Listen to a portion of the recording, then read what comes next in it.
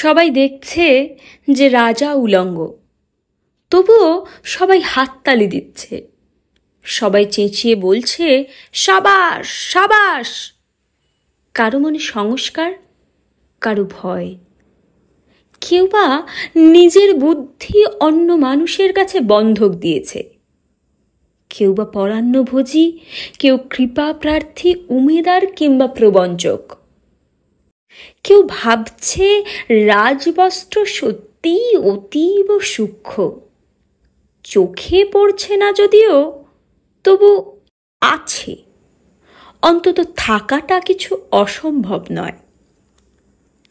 গল্পটা সবাই জানে, কিন্তু সেই গল্পের ভিতর শুধুই প্রশস্তি বাক্য উচ্চারক কিছু আপাদমস্তক ভীতু ফন্দিবাজ অথবা নির্বোধ স্তাবক ছিল না, একটি শিশুও ছিল।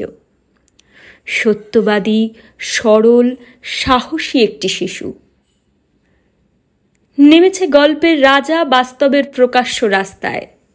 আবার হাততালি উঠছে মুহুর্মুহু, জমে উঠছে স্তাবক বৃন্দের ভিড়। কিন্তু সেই শিশুটিকে আমি ভিড়ের ভিতরে আজ কোথাও দেখছি না। শিশুটি কোথায় গেল?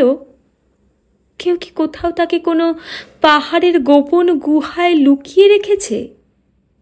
নাকি সে পাথর, ঘাস, মাটি নিয়ে খেলতে খেলতে ঘুমিয়ে পড়েছে কোনো দূর নির্জন নদীর ধারে, কিংবা কোনো প্রান্তরের গাছের ছায়ায়?